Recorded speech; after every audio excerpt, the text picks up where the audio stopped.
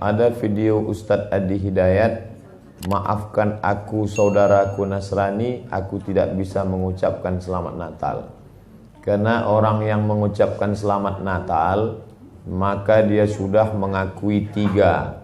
Yang pertama, mengakui bahwa Isa anak Tuhan. Yang kedua, mengakui bahwa Isa lahir 25 Desember. Yang ketiga, mengakui bahwa Isa mati di palang salib. Ketiga-tiga ini dibantah oleh Al-Quran. Bahwa Isa anak Tuhan dibantah. Laqad kafaral ladzina qalu innallaha salisu salasah. Kafirlah orang yang mengatakan Isa Trinitas dan anak Tuhan. Tentang Nabi Isa lahir tanggal 25 Desember dibantah. Ketika Maryam memegang Isa, tidak ada makanan karena terlahir di tepian kota. Allah memerintahkan menggoncang pangkal batang pohon korma. Tusakit alaiki rutaban jania, gugur buah korma yang mengkal. Buah korma mengkal ada pada musim panas bulan Juli Agustus. Ketika Isa lahir, kambing-kambing sedang digembalakan di padang rumput. Sedangkan bulan 12 rumput tidak tumbuh karena tertutup salju. Maka 25 Desember bukan hari kelahiran Isa, tapi hari raya merayakan Dewa Mitra, Dewa Matahari, yang diambil oleh Kaisar Konstantin dari Konstantinopel.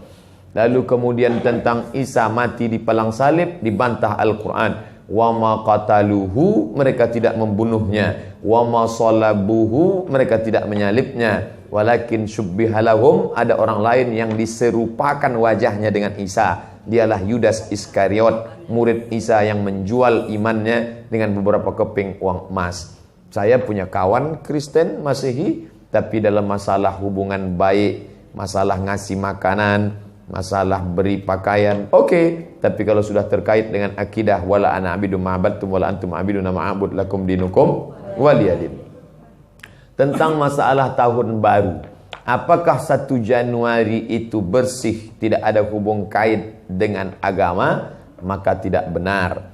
1 Januari 2018 Masehi, seolah-olah Masehi terkait dengan Al-Masih Isa alaihissalam.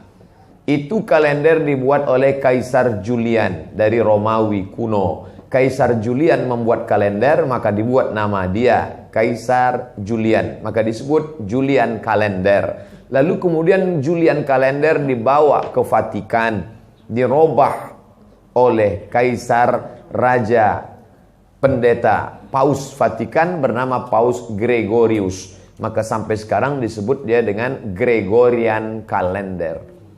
Lalu kemudian ketika terbentuk PBB, United Nation, Persatuan Bangsa-Bangsa, bingung mau pakai kalender apa? Di dunia banyak sekali kalender. Maka diseragamkanlah, dipakailah Gregorian kalender. Yang sebelumnya kita kerajaan Pasundan, kerajaan Demak, kerajaan Riau, Sendripura itu pakai kalender Hijriah. Termasuk Yogyakarta pakai kalender Saka, karena Sultan Agung Jawa mengkawinkan antara kalender Jawa dengan kalender Hijriah. Karena ingin mendamaikan antara Jawa dengan Islam. Maka setiap menyambut tahun baru Saka sekaligus menyambut tahun baru Hijriah.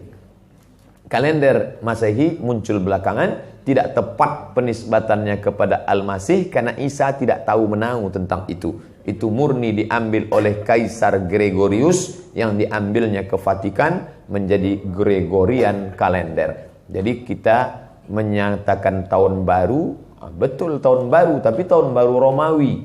Tahun baru Romawi, jangan kaitkan kepada Isa alaihissalam. Dia masih terkait. Adapun tahun baru Jepang, tak ada terkait dengan akidah. Nah ini tahun kalender yang baru. Tidak meyakini bahwa dengan kalender yang baru ini nasib berubah menjadi baru. Siapa yang asap malam itu paling banyak mengepul ke atas, maka rezekinya yang paling murah. Lalu membakar ayam sampai 2000 ekor.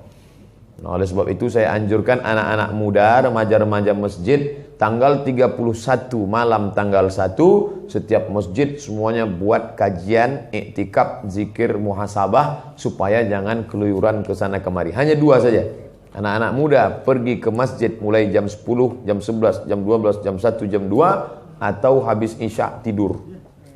Saya nggak bisa tidur Pak Ustadz. Biasa malam kalau nggak bisa tidur, habis isya makan Antimo 2. Nguap tidur langsung. Itu saja.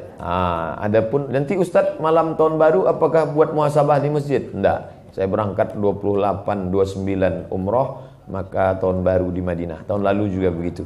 Tapi tahun sebelumnya dibuat acara muhasabah. Wallahu a'lam.